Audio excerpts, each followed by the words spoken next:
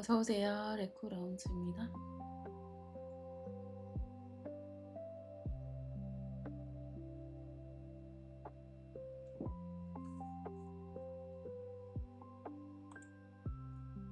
제 목소리 잘 들리시나요?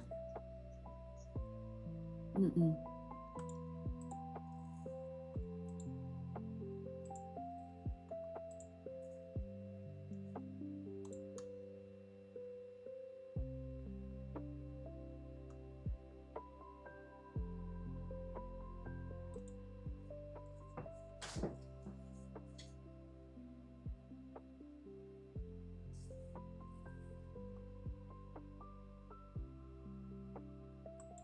오늘 조금 다르게 틀어봤거든요.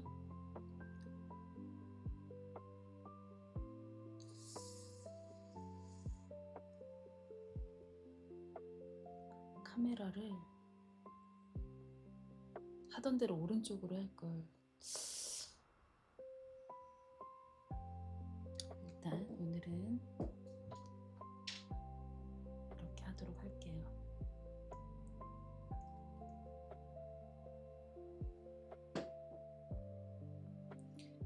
일단 양쪽으로 소리가 나오는 게 더 중요하니까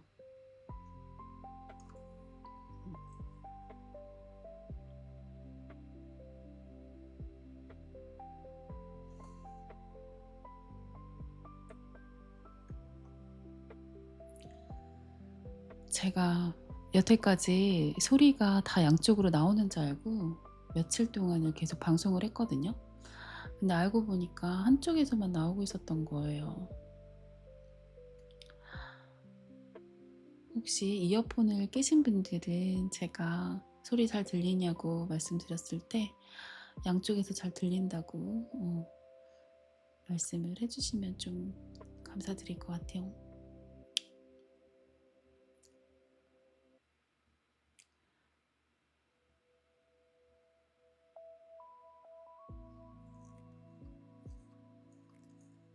일단은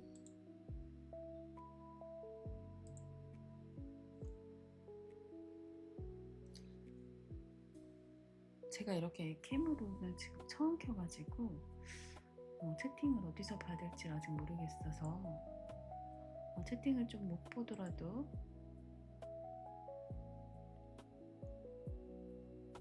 양해 좀 부탁드려요.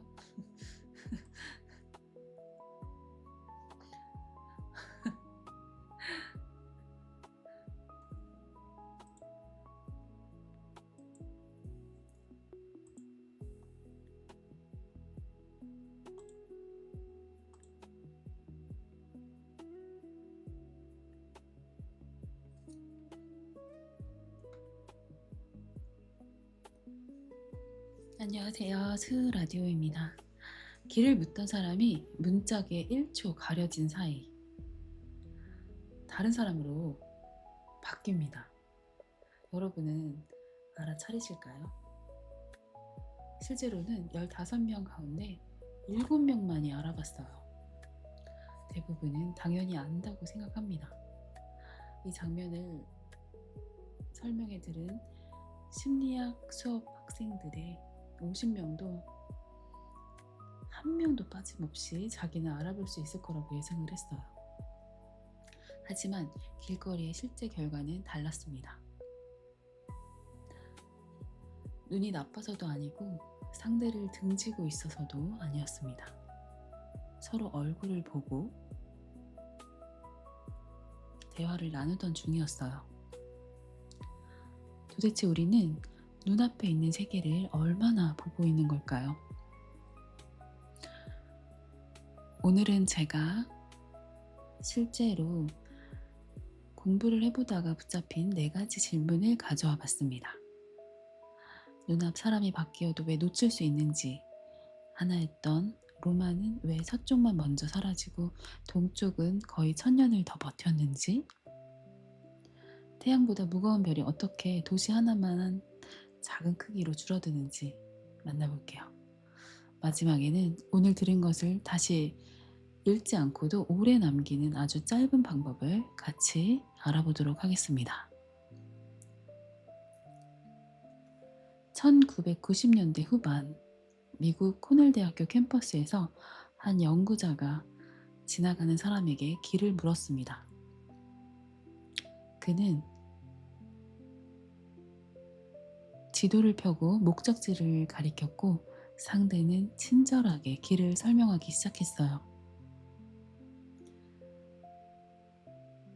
대화가 10초쯤 이어졌을 때 두 사람이 커다란 문짝을 들고 그 사이로 지나갑니다.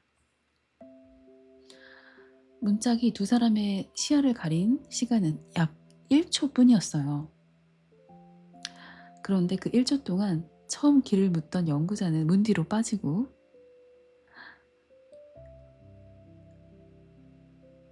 문을 나르던 다른 사람이 그 자리를 대신했어요.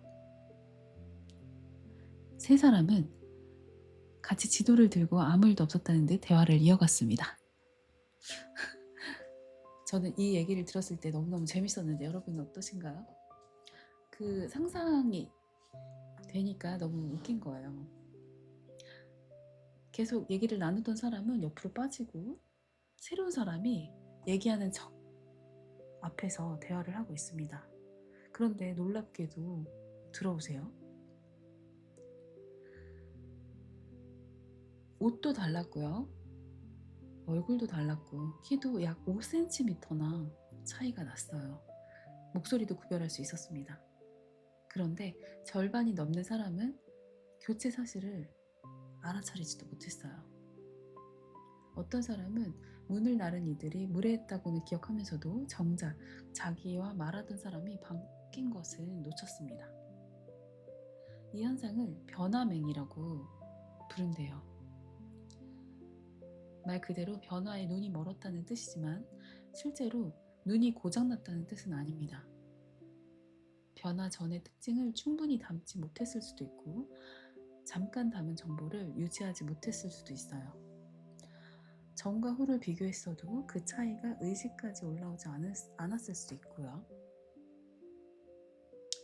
이 장면 하나만으로는 어느 단계가 원인이었다고 확정할 수는 없습니다. 핵심은 눈에 들어온 것과 변화로 알아차린 것 사이에 여러 단계가 있다는 데 있습니다.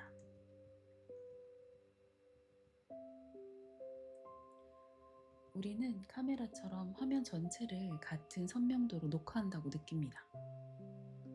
눈앞의 거리, 사람 얼굴, 간판과 자동차가 모두 한 장의 사진처럼 머릿속에 저장된다고 생각하죠. 하지만 실제 시각은 훨씬 선택적이에요. 지금 하려는 일에 필요한 것부터 붙잡고 나머지는 대략적인 의미로 처리합니다. 길을 알려주던 사람에게 중요했던 것은 상대의 셔츠색이나 턱 모양보다 지도와 방향이었어요.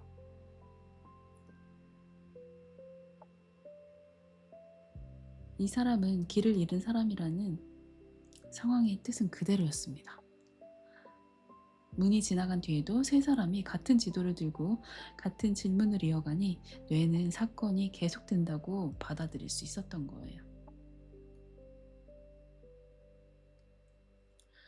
그렇다면 뇌는 게을러서 세부를 버려버리는 걸까요? 오히려 그 반대에 더 가깝습니다.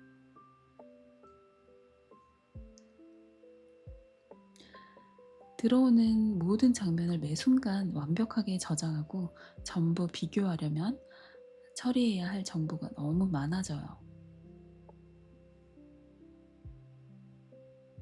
우리는 필요한 변화에 빨리 반응하기 위해 대부분의 세계가 계속 그대로일 것이라고 가정합니다. 평소에는 아주 효율적인 방법이죠.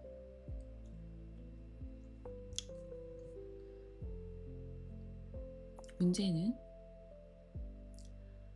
그 가정이 틀렸을 때 생깁니다. 화면이 잠깐 꺼지거나 눈을 깜빡이거나 카메라 장면이 전환되거나 큰 물체가 조금 전처럼 시야를 가리면 변화가 일어난 위치를 알려주는 순간적인 신호가 끊겨요. 그러면 상당히 큰 변화도 찾기 어려운 게임처럼 그렇게 느껴질 수도 있습니다. 여기서 변화맨과 자주 섞이는 현상이 하나 있어요. 농구공 패스 횟수를 세다가 화면을 가로지르는 고릴라를 못 보는 유명한 실험이 그 부주의맹에 가깝습니다. 저도 그거를 얼마 전인가요? 꽤 오래된 것 같은데요. 그 개수를 정확하게 알고 있는 사람이 몇이나 될까요? 처음부터 있었지만 예상하지 못한 대상을 놓치는 현상입니다. 변화맹은 전과 후가 달라지는데 그 차이를 놓치는 현상입니다. 둘 다 주의의 한계를 보여주지만 질문은 조금 다릅니다.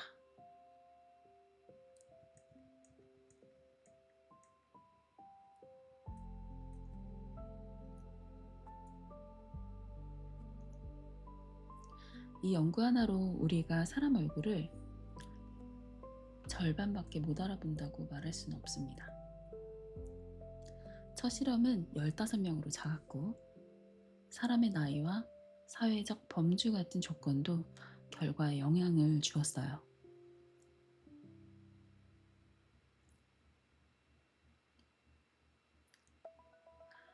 교체되는 두 사람이 훨씬 크게 달랐거나 참가자에게 얼굴을 꼭 기억하라고 미리 말했다면 결과도 달라졌을 수 있습니다. 그래서 연구자들은 문짝 없이도 다시 확인했어요. 안내를 하던 직원이 카운터 아래로 몸을 갑작스럽게 숙인 사이 다른 사람이 일어나는 상황에서 20명 중 15명이 교체를 놓쳤습니다. 같은 논문의 별도 길 안내 사진 촬영 조건에서는 모두 75명 가운데 34명이 변화를 놓쳤어요. 장면과 과제에 따라 비율은 크게 달랐습니다.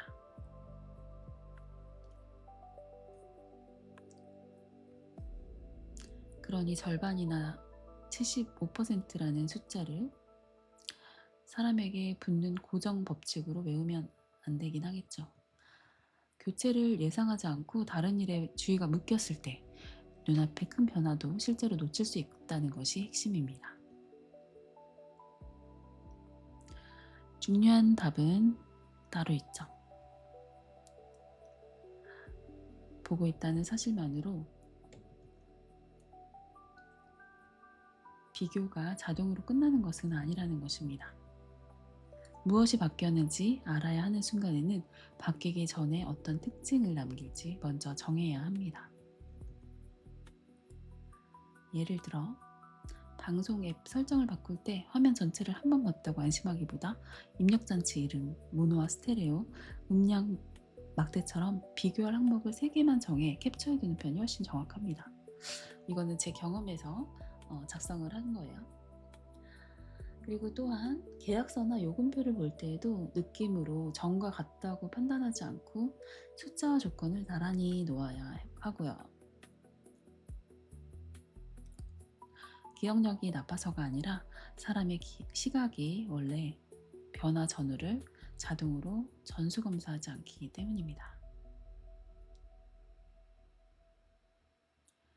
반대로 일상에서 사소한 변화를 놓쳤다고 자신을 둔한 사람으로 몰아갈 필요도 없습니다. 우리는 얼굴의 모든 선보다 대화의 뜻을 먼저 붙잡고 방 안 물건의 정확한 위치보다 그 방이 안전한지를 먼저 파악하도록 움직입니다. 세부를 놓치는 대신 장면의 의미를 빠르게 얻는 거죠. 그런데 이 성질은 역사에서도 묘한 착각을 만듭니다. 다음 얘기인데요. 우리는 교과서에서 476년 로마 멸망이라는 한 줄을 보고 거대한 제국이 어느 날 통째로 사라졌다고 기억을 합니다. 하지만 그에 사라진 것은 로마 전체가 아니었습니다.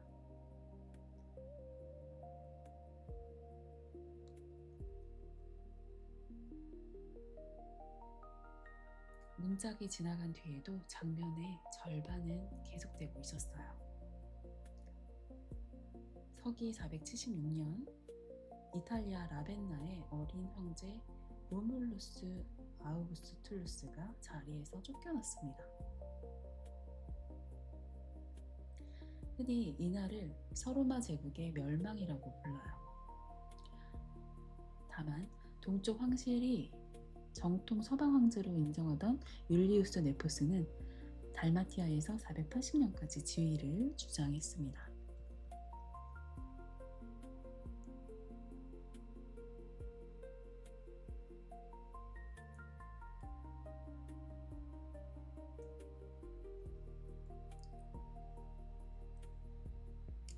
그래서 476년은 서방 황제가 모두 한순간에 사라진 날이라기보다 이탈리아에 상주하던 서방 황제 궁정이 끝난 통상적인 기준에 가깝습니다. 그때도 동쪽의 콘스탄티노폴리스에는 황제의 관청이 그대로 움직이고 있었습니다. 더 놀라운 점이 있어요. 동쪽 사람들은 자기 나라를 비잔티움 제국이라고 부르지 않았습니다.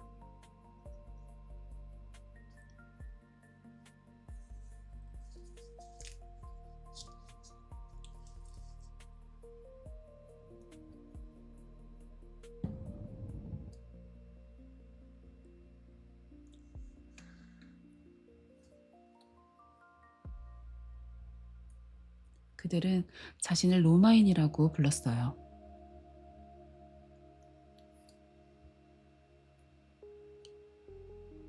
우리가 동로마나 비잔티움이라고 나누어 부르는 이름은 긴 역사를 이해하기 위해 후대의 사람들이 붙인 구분입니다. 그렇다면 로마는 언제 둘로 갈라졌을까요?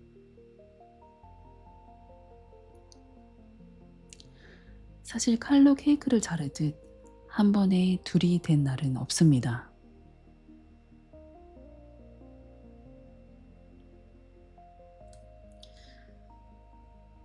3세기 후반에 로마는 너무 넓었어요. 한쪽 국경에서 적이 들어왔다는 소식이 황제에게 도착하고 군대가 이동하는 동안 다른 지역에서는 반란이 일어날 수 있었습니다.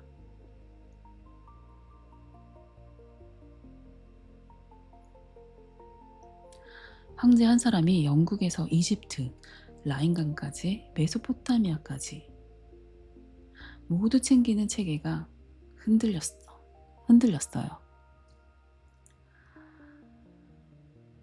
디오클레티아누스 황제는 293년에 황제 4명이 권역을 나누어 맡는 사두 정치를 만들었습니다.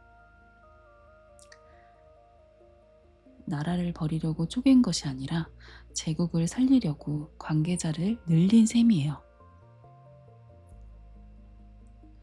이후 다시 한 황제가 전체를 통치한 때도 있었고 여러 황제가 함께 다스린 때도 있었습니다. 330년에는 콘스탄티누스 황제가 보스포루스 해협에 비잔티온을 새 수도 콘스탄티노폴리스로 키웠어요. 흑해와 지중해, 유럽과 아시아를 잇는 길목이었고 삼면이 바다였습니다. 수도의 중심이 이미 동쪽으로 움직이기 시작한 거예요.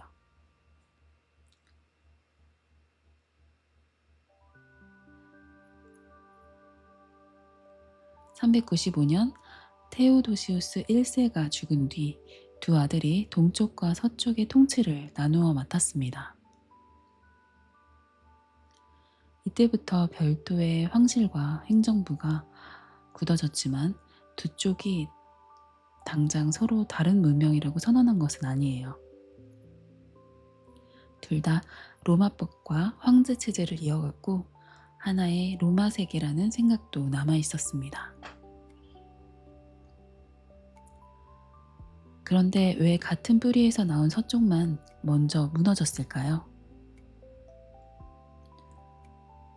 퇴폐했기 때문이라는 한 단어로는 설명이 되지 않습니다. 기독교 때문이라는 설명도 부족해요. 동쪽 역시 기독교 국가였는데 훨씬 오래 살아남았으니까요. 서쪽에서는 여러 문제가 서로를 밀어 넘어뜨렸습니다. 황제와 장군들이 권력을 놓고 싸우는 동안 국경 방어가 약해졌고 고트족과 반달족을 비롯한 여러 집단이 제국 안으로 이동하고 정착했습니다. 영토를 잃으면 세금을 거둘 땅과 사람이 줄어들었어요.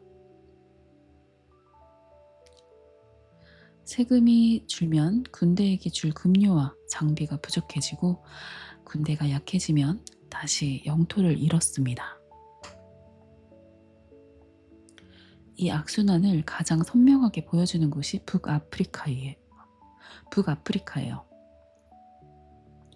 오늘날 튀니지 일대의 카르타고와 주변 지역은 곡물과 올리브유를 생산하고 세금을 내는 서방의 중요한 기반이었습니다.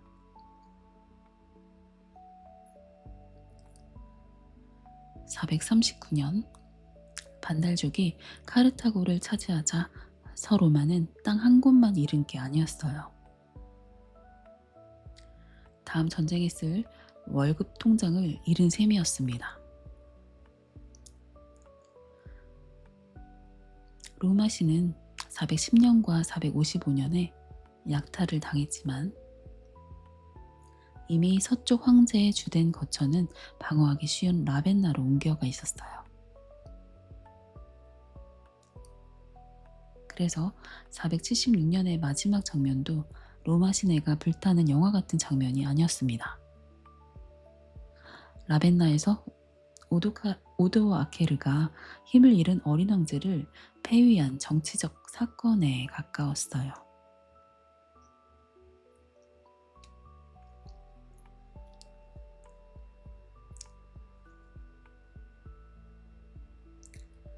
그날 아침 로마인이 갑자기 사라진 것도 아닙니다. 사람들은 계속 라틴어를 쓰고 교회에 가고 농사를 짓고 로마법과 행정의 흔적 속에서 살았어요.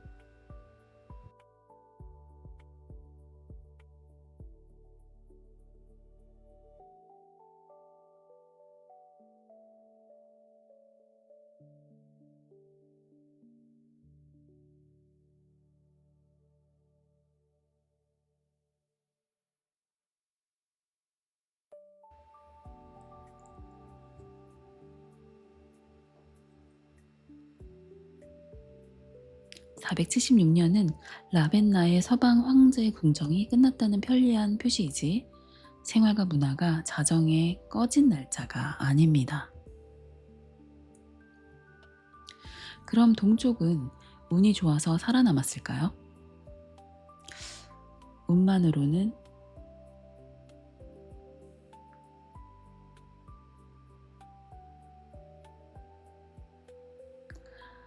거의 1000년을 설명할 수는 없습니다.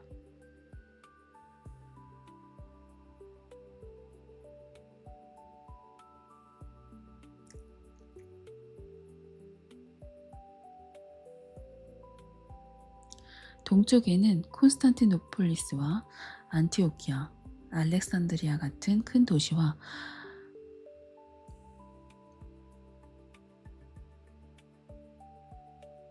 비교적 풍부한 세금 기반이 있었습니다. 관료 조직이 세금을 모으고 군대를 유지하는 능력도 더 오래 이어졌어요.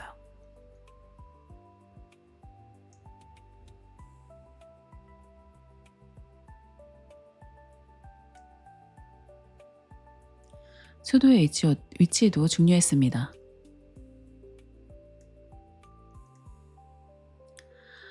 콘스탄티노폴리스는 삼면이 바다이고 육지 쪽에는 거대한 성벽이 있었습니다. 공격하는 쪽은 함대와 공성 기술이 함께 필요했어요. 황제들은 때로 싸웠고 때로 돈을 주거나 동맹을 맺어 적의 방향을 돌렸습니다.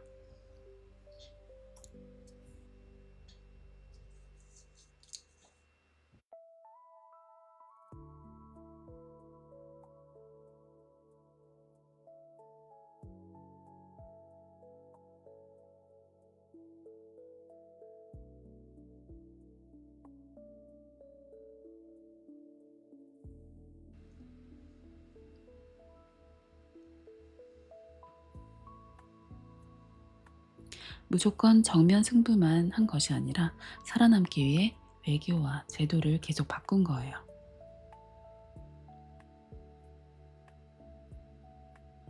물론 동로마가 1000년 동안 평온했다는 뜻은 아닙니다. 페르시아와 전쟁했고 7세기에는 시리아와 이집트를 잃었으며 1204년에는 제4차 십자군에게 콘스탄티노폴리스를 빼앗겼어요. 동로마계의 세력이 1261년에 수도를 되찾았지만 제국은 이전보다 훨씬 작아졌습니다. 그리고 1453년 오스만 제국이 콘스탄티노폴리스를 점령하면서 긴 역사가 끝났어요.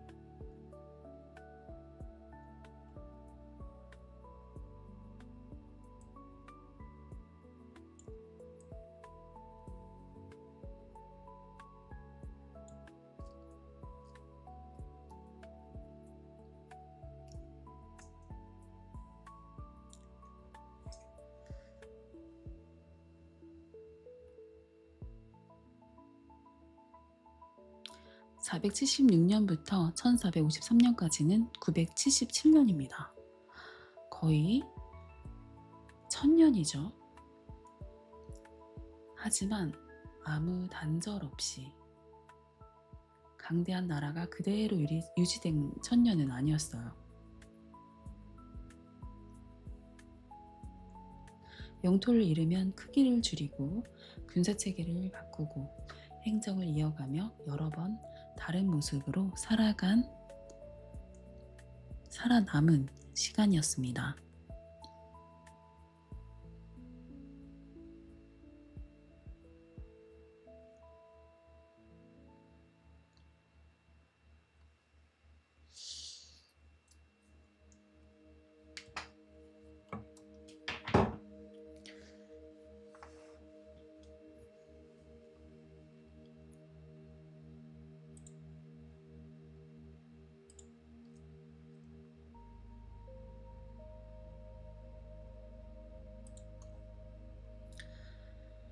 그래서 이 질문의 답은 동쪽 사람이 서쪽 사람보다 우월했다는 데 있지 않습니다. 서쪽은 영토와 세수와 군대가 함께 줄어드는 악순환을 먼저 끊지 못했고 동쪽은 행정과 자원, 동원체계가 완전히 끊어지기 전에 계속 고쳤을 시간이 더 있었습니다. 한 제국의 운명을 가른 것은 성벽 하나도 황제 한 명도 아니었어요. 위기 뒤에 다음 선택을 할 수 있는 국가의 능력이 남아 있었느냐가 달랐습니다.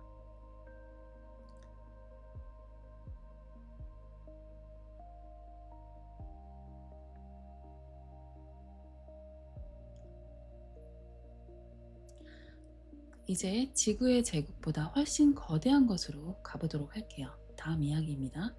이번에는 시스템이 무너질 때 작아지는 정도가 아닙니다. 태양보다 무거운 별의 중심이 도시 하나 크기로 짓눌립니다. 태양보다 무거운 것을 지름 20여 킬로미터의 공 안에 넣는다고 상상해보세요. 서울의 한쪽 끝에서 다른 쪽 끝에도 못 미치는 크기입니다.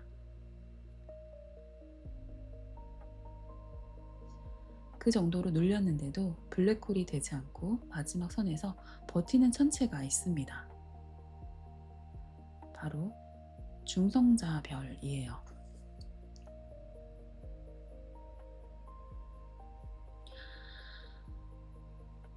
별은 평생 중력과 압력의 줄다리기를 합니다. 중력은 별의 모든 물질을 안쪽으로 끌어당기고 중심의 핵융합에서 나온 에너지는 바깥으로 밀어내죠.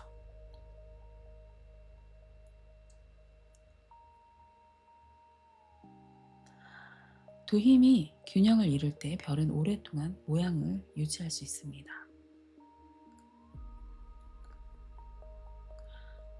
하지만 질량이 큰 별이 연료를 차례로 쓰고 중심에 철로 된 핵을 만들면 상황이 달라집니다.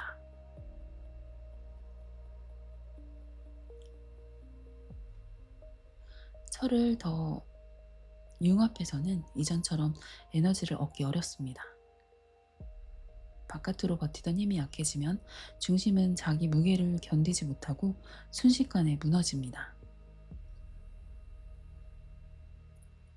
압력이 상상을 넘어서면 전자와 양성자가 결합해서 중성자와 중성미자를 만드는 반응이 늘어나요. 중심부는 원자 사이의 빈 공간이 거의 사라질 만큼 압축됩니다. 이 붕괴는 초신성 폭발로 이어질 수 있고 남은 중심의 질량이 적절한 범위에 있으면 중성자별이 됩니다. 더 무거우면 이 마지막 버팀마저 무너져 블랙홀로 이어질 수 있습니다. 모든 큰 별이 같은 결말을 맞는 것은 아닙니다. 처음 질량뿐 아니라 별이 살아오며 얼마나 물질을 잃었는지, 중심이 얼마나 무거운지, 폭발 과정이 어땠는지에 따라 결과가 달라집니다. 보통 중성자별은 태양 한두 개에 맞먹는 질량을 지름 약 20에서 30km 안에 넣은 천체로 설명할 수 있습니다. 2024년 공개된 한 관측 분석에서는 태양 질량의 약 2.07배인 중성자별의 반지름을 약 12.5km로 추정했습니다. 지름 25km 안에 태양 두 개쯤의 질량이 들어간 셈이에요. 상상이 안 됩니다, 저는.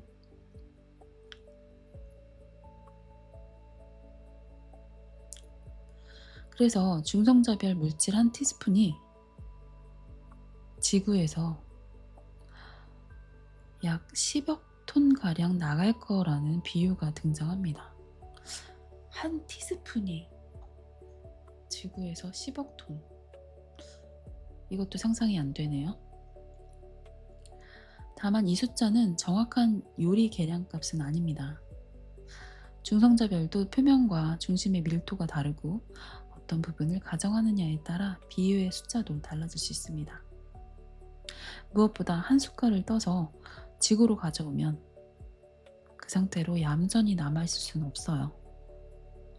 별의 엄청난 압력이 사라지는 순간 물질의 상태도 달라지기 때문입니다. 여기서 첫 번째 반전이 나옵니다. 이름이 중성자별이라고 해서 속이 처음부터 끝까지 중성자 한 종류로만 가득 찬 공은 아닙니다. 아주 얇은 대기가 있고 그 아래에는 원자핵과 전자가 있는 단단한 껍질이 있습니다. 더 깊은 곳에는 초유체 상태의 중성자가 있을 것으로 보고요. 가장 중심부가 정확히 무엇으로 이루어졌는지는 아직 모릅니다. 쿼크 같은 더 근본적인 성분이 특별한 상태로 존재할 가능성도 연구 중입니다.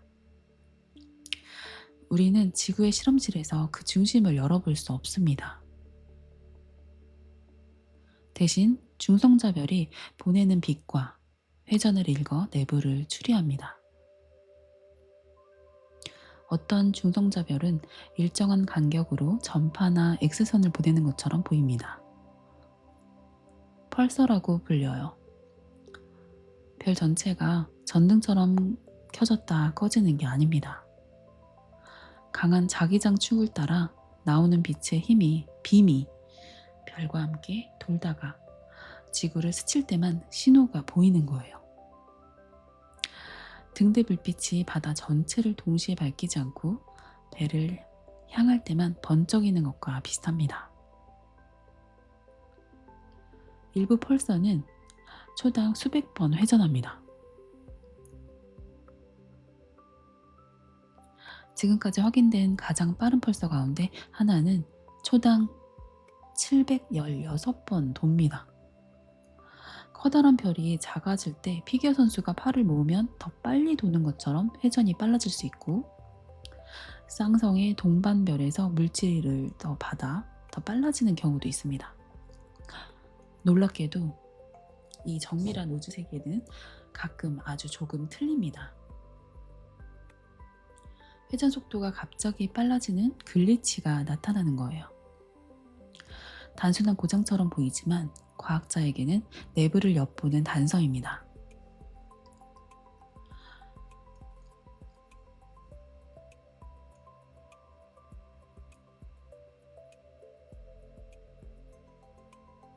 껍질 안에 초유체가 저장하고 있던 회전 운동을 겉부분에 넘겨주는 과정이 관련됐다고 봐요. 보이지 않는 내부가 작은 시간 오차로 말을 거는 셈입니다.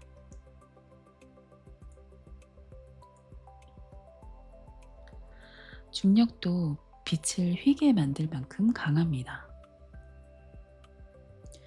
중성자별 뒷면에서 나온 빛 일부가 휘어 우리 쪽으로 올 수 있어서 우리는 평평한 공이라면 가려졌을 표면까지 보게 됩니다.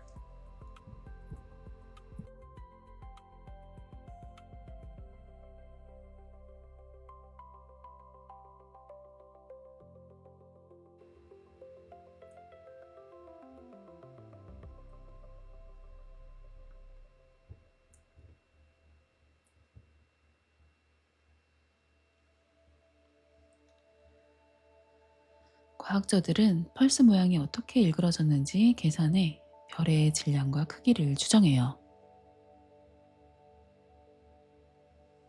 직접 자를 댈 수 없는 별을 휘어진 빛으로 재는 겁니다.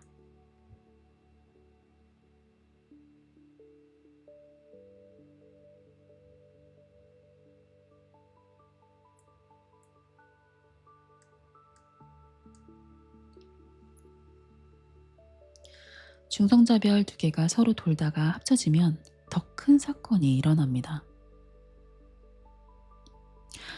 2017년에는 이런 합병에서 나온 중력파와 빛을 함께 관측했어요.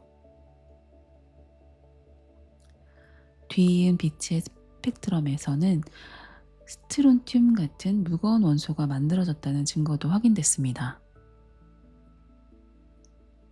금과 백금 같은 무거운 원소가 생기는 중요한 장소라는 생각을 강하게 뒷받침했죠. 그렇다고 우주의 모든 금이 오직 이 한 경로에서 왔다고 단정할 단계는 아닙니다. 중성자별은 죽은 별의 시체라고만 부르기엔 너무 활동적이에요. 우주의 등대가 되고 지구에서 만들 수 없는 물질의 실험실이 되고 충돌한 뒤에는 새로운 원소의 대장간이 됩니다. 그리고 가장 재미있는 사실은 아직도 중심을 모른다는 거예요.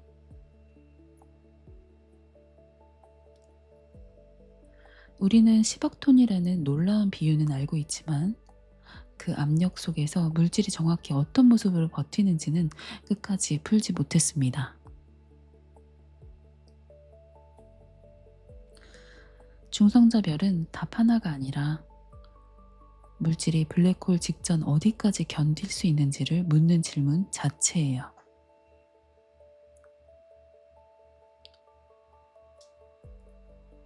이제 일단 책을 덮어보도록 할게요. 방금 새 이야기를 들었는데 다시 처음부터 읽지 않고 얼마나 남아있는지 확인해 보도록 하겠습니다. 시험을 보는 게 아니라 오늘 알아본 내용들이 내 것이 되는 순간이에요. 책을 읽을 때는 모든 문장이 이해되는 것 같아요. 밑줄도 그었고 고개도 끄덕였습니다. 그런데 누군가 책을 덮고 방금 내용을 설명해 보라고 하면 갑자기 머리가 하얘질 때가 있죠.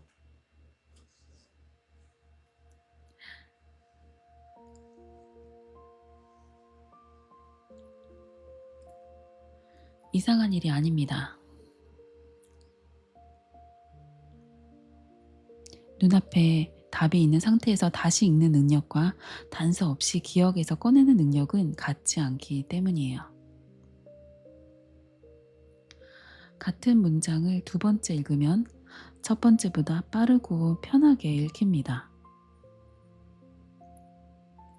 이 익숙함은 실제 이해의 일부일 수 있지만 오래 기억할 수 있다는 보증서는 아니에요. 내용이 눈앞에 있으니 알아볼 수 있는 일은 쉬워졌는데 나중에 스스로 찾아가는 길은 아직 만들어지지 않았을 수 있습니다.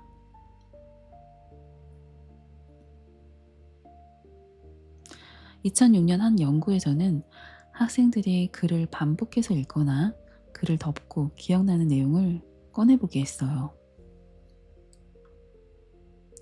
5분 뒤 바로 확인했을 때는 반복해서 읽은 쪽이 더 잘 기억했습니다.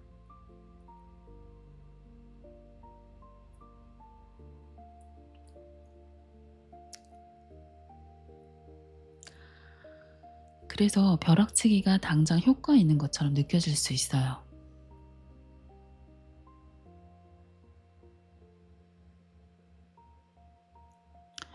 하지만 이틀 뒤와 일주일 뒤에는 결과가 뒤집혔습니다. 처음 공부할 때 기억을 꺼내본 쪽이 더 많이 남겼어요. 반복 읽기는 곧바로 보는 시험에는 강했지만 시간이 지난 뒤 기억을 찾아오는 힘은 인출 연습이 더 키웠던 겁니다.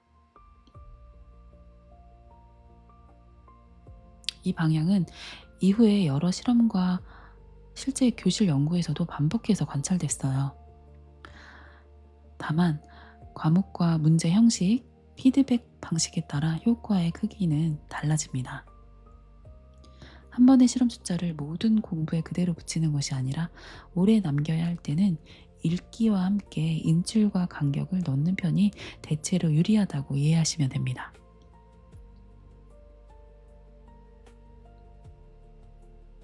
2011년도에는 과학글을 공부한 학생들에게 반복 읽기, 개념도 만들기, 책을 덮고 떠올리기 같은 방법을 비교한 연구도 있었어요. 일주일 뒤에 한 실험에서 기억을 꺼내본 쪽의 성적은 평균 67%, 그리고 자료를 보며 개념도를 만든 쪽은 45%였습니다. 더 흥미로운 것은 학생들의 예상이에요. 많은 학생들이 반복해서 읽거나 자료를 보며 정리하는 방식이 더 잘 남을 거라고 느꼈습니다. 공부가 편하게 느껴지는 것과 오래 남는 것이 다를 수 있다는 뜻이에요. 그렇다고 읽기는 쓸모없고 무조건 시험만 보라는 이야기는 아닙니다. 처음에는 이해해야 할 재료를 넣어야 꺼낼 것도 생겨요. 중요한 순서는 읽기를 없애는 것이 아니라 읽기만으로 끝내지 않는 겁니다. 지금 바로 해보도록 할게요. 화면이나 원고를 지금 제가 써놓은 게 없으니까 여러분들은 그냥 맞춰보시는 게 좋을 것 같아요. 오늘 첫 이야기에서 숫자 하나만 떠올려 보시는 건 어떨까요? 문짝이 지나간 뒤에 사람이 바뀐 것을 알아본 사람은 15명 중 몇 명이었을까요? 제가 아까 말씀드렸었죠? 정답은 7명이었습니다. 맞췄다면 기억으로 가는 길을 한 번 사용한 것이고 틀렸다면 지금 빈 곳을 발견한 겁니다. 둘 다 학습이에요. 그리고 두 번째입니다. 476년에 통상적인 기준으로 끝난 것은 로마 전체였을까요? 라벤나의 서방 황제 궁정이었을까요? 라벤나의 서방 황제 궁정이었습니다. 달마티아에서는 율리우스 네포스가 480년까지 서방 황제의 지위를 주장했고 동족 사람들은 이후에도 자신을 로마인이라고 불렀어요. 콘스탄티노폴리스의 제국도 여러 단절과 변화를 겪으며 1453년까지 이어졌습니다. 세 번째 질문입니다. 펄서는 별이 실제로 커졌다 꺼지는 걸까요? 아니었습니다. 회전하는 빛의 빔이 지구를 스칠 때만 신호가 보여 등대처럼 깜빡이는 것처럼 느껴졌습니다. 방금 한 일들이 바로 인출 연습인데요. 문제집을 사야만 할 수 있는 것도 아니고 정답을 전부 외운 뒤에 시작하는 것도 아닙니다. 책을 덮고 내가 기억하는 것들을 불완전한 채로 꺼내보는 순간 시작됩니다.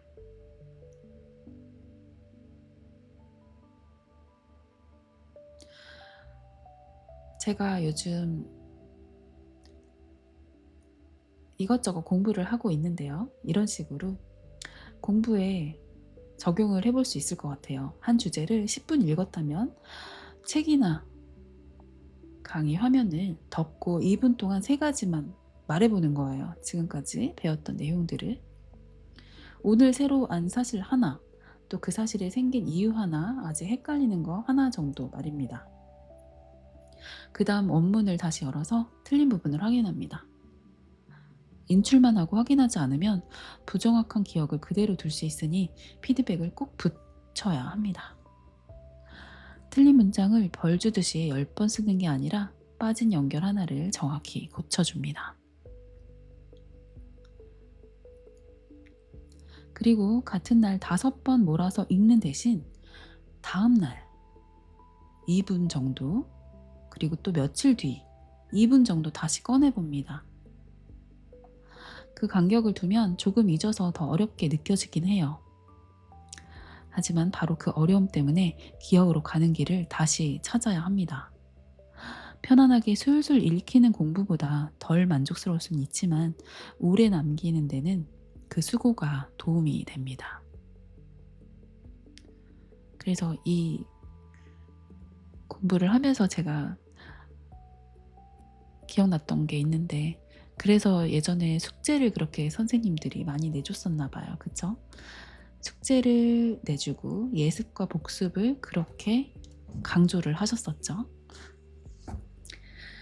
여기에도 과장을 피해야 합니다. 인출 연습이 모든 사람과 모든 과목에서 똑같이 점수를 보장하지는 않습니다. 복잡한 수학을 이해하는 과정 또는 악기를 실제로 연주하는 그런 연습, 토론하며 관점을 넓히는 공부를 전부 짧은 퀴즈로 바꿀 수는 없습니다. 인출은 이해를 대신하는 맞는 기술이 아니라 이해한 것을 나중에 다시 꺼낼 수 있게 만드는 기술입니다.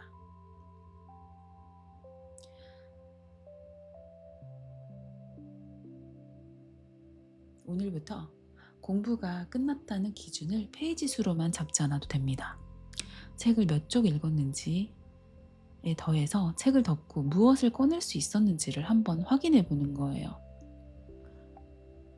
저는 이게 가장 어려웠었거든요. 책을 덮으면 너무 만족해가지고 나 책 다 읽었다 이러고 다시는 안 보게 되더라고요. 사실 이러면 안 되는 거였죠. 제가 그래서 항상 공부가 부족하다고 결핍을 느끼는 것 같습니다.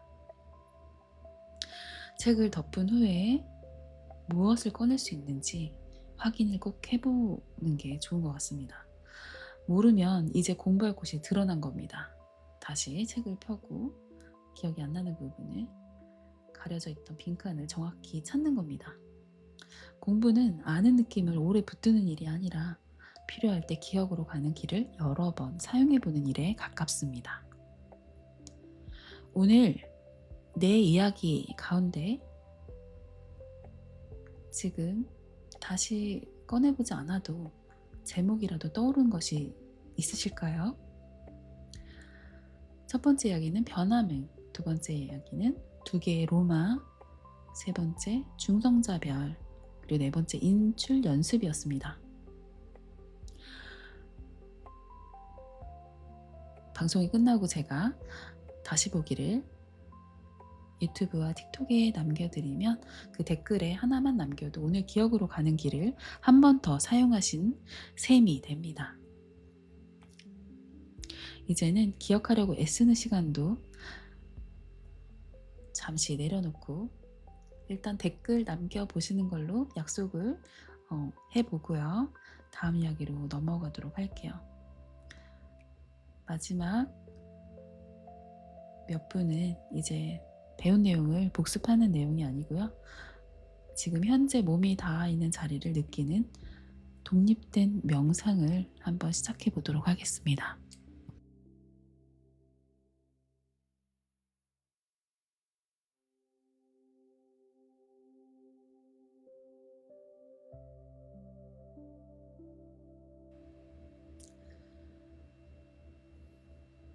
지금 현재 운전 중이거나 주변을 살펴야 하는 상황이라면 눈을 감지 마세요.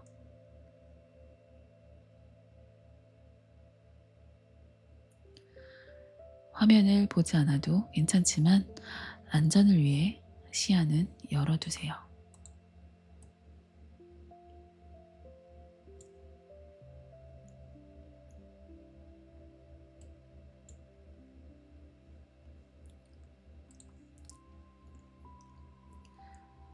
호흡이 답답하거나 어지러우면 언제든 안내를 멈추고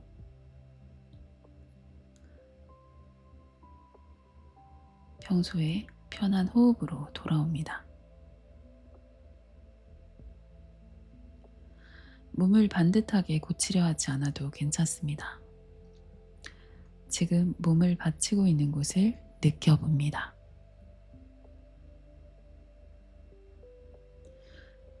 의자에 닿은 등과 허리, 바닥에 닿은 발,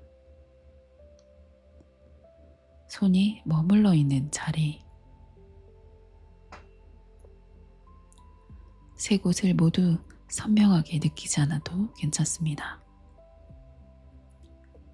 가장 먼저 느껴지는 한 곳만 알아차려요.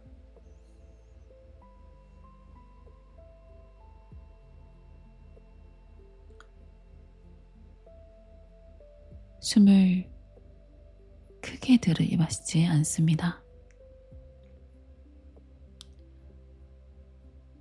들어오는 만큼 들어오고 나가는 만큼 나가게 둡니다.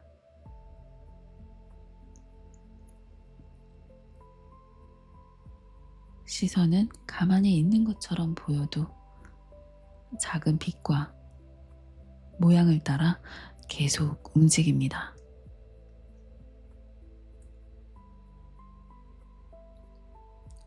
지금은 그 움직임을 붙잡지 않고 눈앞의 한 장면에 잠시 머물러 볼게요.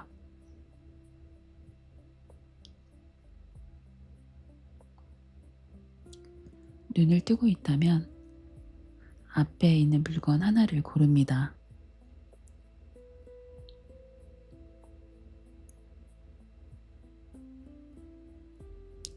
빛이 닿은 모서리도 좋고 벽에 작은 색도 좋고 탁자 위에 컵도 괜찮습니다.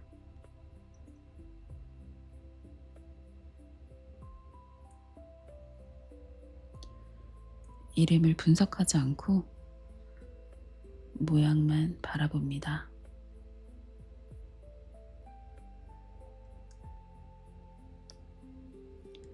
눈을 감고 있다면 가장 가까운 소리 하나를 들어봅니다.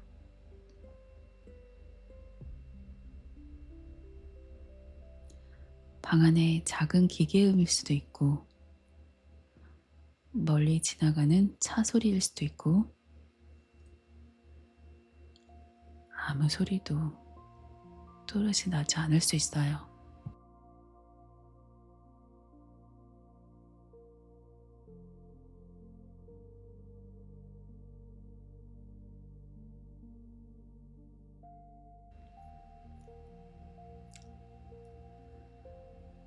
찾아내려 애쓰지 말고 먼저 닿는 것을 받습니다.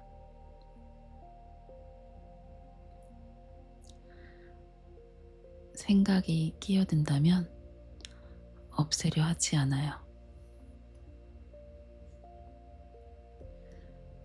생각이 왔다는 것을 알아차린 뒤 모양 하나, 소리 하나, 몸이 닿는 한 곳으로 주의를 옮깁니다.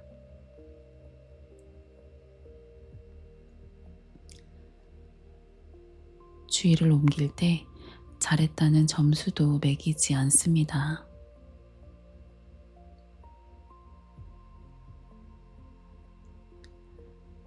잠시 흩어졌다는 것을 알아차리는 것만으로 충분해요.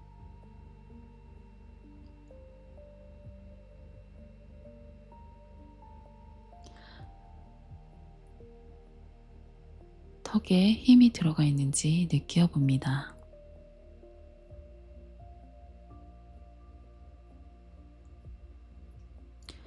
혀가 입천장에 3개 붙어 있다면 조금 놓아주세요.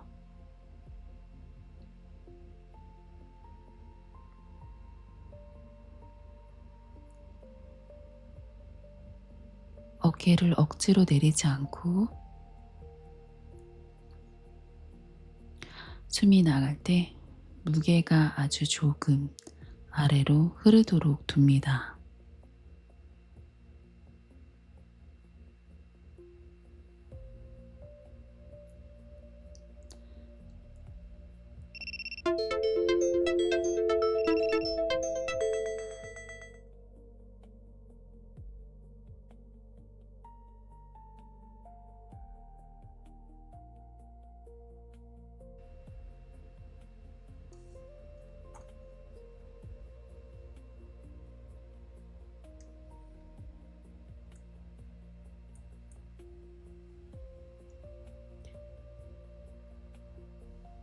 손가락도 펴야 한다고 명령하지 않아요.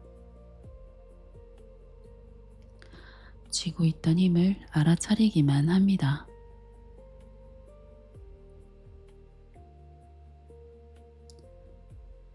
지금 들리는 소리가 잠시 멀어졌다가 다시 가까워질 수 있어요.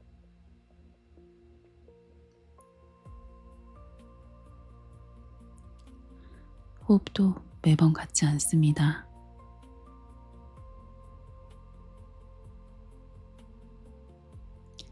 짧은 숨이 오고 조금 긴 숨이 오고 다시 평범한 숨이 옵니다.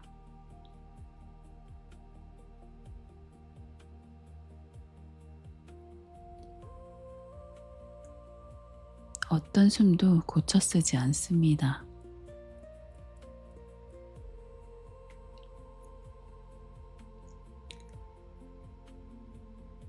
가까운 소리가 사라지면 그 뒤에 더 작은 소리가 들릴 수도 있어요.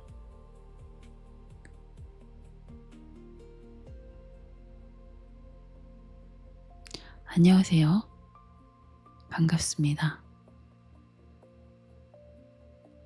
지금은 명상 마무리 단계에 와 있습니다. 편안하게 계속해서 명상 마무리하도록 할게요.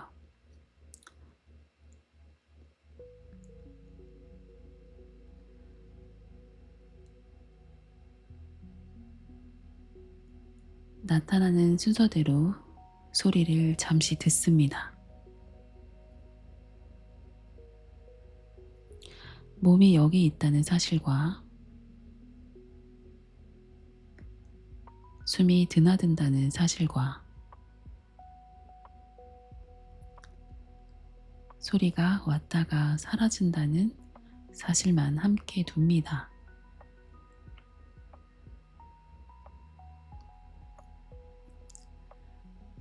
다시 발바닥을 느껴봅니다. 발바닥을 아주 작게 움직여도 좋아요.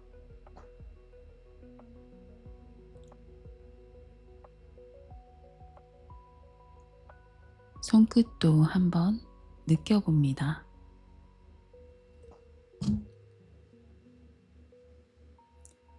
눈을 감고 있었다면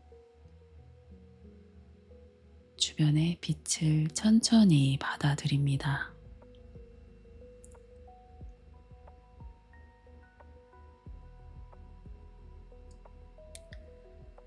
서두르지 말고 시선을 가까운 곳에 둡니다.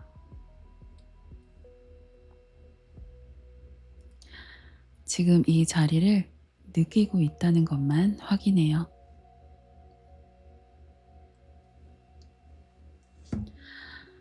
오늘도 함께 해주셔서 고맙습니다. 레코라운지의 수 라디오였습니다. 편안한 밤 보내세요.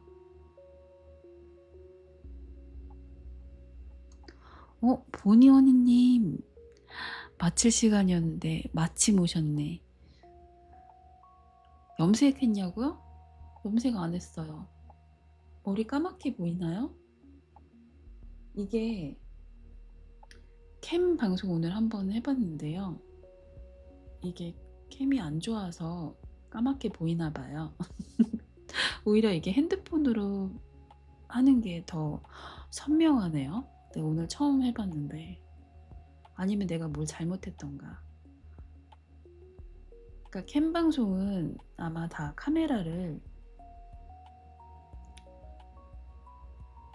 다른 카메라를 설치해서 하나 봐요. 저는 지금 이게 노트북 카메라로 하고 있거든요. 안녕하세요, 춘성님. 어서오세요. 오늘 방송 함께 해주셔서 너무 감사합니다. 오신 분들 좋아요 한 번씩 눌러주시고요. 팀 가입과 그리고 또 슈퍼팬 가입은 제 방송을 오랫동안 보실 수 있는데 큰 도움이 될 수 있습니다.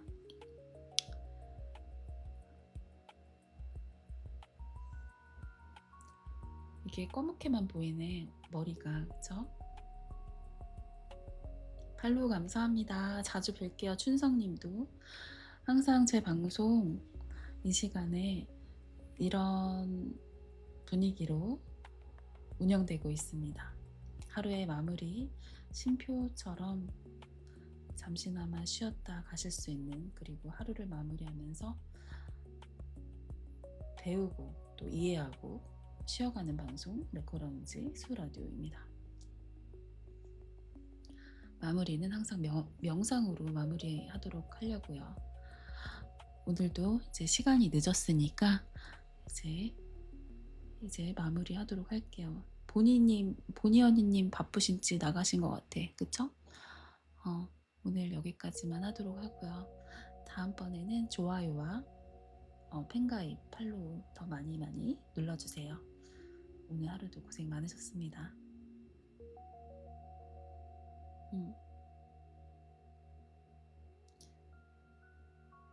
오늘도 꿀잠 주무세요. 여러분들이 계시니까 제가 아쉬워가지고 끄기가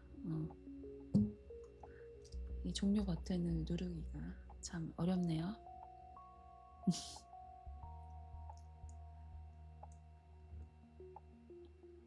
그쵸? 내일 또 뵙도록 하겠습니다.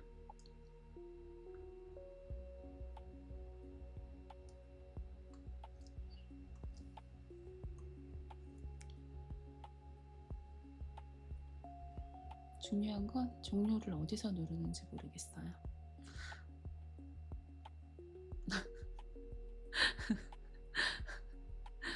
오늘 이거 캠 방송을 처음 했더니 종료 어디서 누르는지 모르겠어요.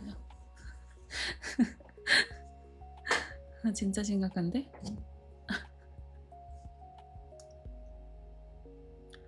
아니 라이브 시작은 있었는데 종료는 왜 없어요?